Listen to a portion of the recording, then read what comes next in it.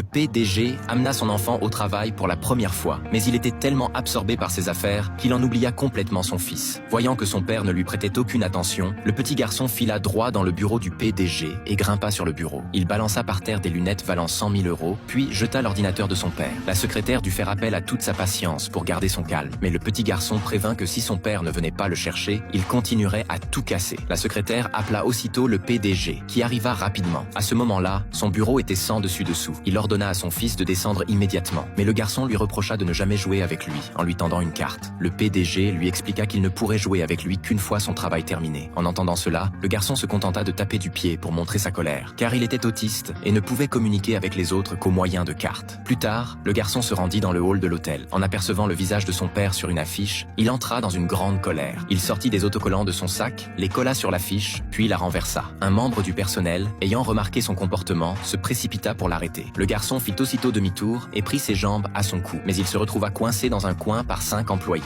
Voyant de plus en plus d'inconnus l'encercler, le garçon se mit à crier de peur. Il hurla et tenta de se frayer un chemin à travers la foule. Et au moment où il allait percuter un chariot à bagages, une femme se précipita et le serra fort dans ses bras. Elle s'empressa de lui demander s'il était blessé, mais le garçon se remit à crier en voyant la foule autour de lui. Cette femme était spécialiste en psychologie de l'enfant. Elle perçut rapidement la particularité du garçon, le prit aussitôt dans ses bras et le réconforta avec douceur. Peu à peu, le petit garçon se calma. Elle lui offrit ensuite son mouchoir ainsi qu'une peluche de citrouille. Sur ces entrefaites, la secrétaire du PDG arriva en hâte. Rassurée de voir que le garçon était entre de bonnes mains, la femme s'apprêta à partir. Seulement après s'être assurée que la secrétaire était quelqu'un que le garçon connaissait. Le lendemain matin, en arrivant au travail, la femme aperçut le garçon qu'on emmenait à l'hôpital. Elle s'avança aussitôt pour prendre de ses nouvelles. Dès qu'il la vit, le garçon cessa de pleurer sur le champ et se laissa soigner sans résister, coopérant parfaitement avec elle. La secrétaire du PDG n'en revenait pas. C'était la première fois qu'il voyait le garçon aussi sage. Mais le PDG, lui, crut qu'il s'agissait d'une mise en scène soigneusement orchestrée par cette femme et voulut ramener son fils chez lui. Or, à cet instant précis, le garçon, lui qui n'avait jamais laissé entrer personne dans son cœur, tendit spontanément sa carte d'amitié à cette femme. Son propre père n'avait jamais eu droit à ce précieux geste. Le garçon lui confia que le mouchoir qu'elle lui avait donné avait l'odeur de sa maman, car en réalité, le garçon avait reconnu en cette femme sa propre mère. Mais le PDG, frappé d'amnésie, l'avait oublié.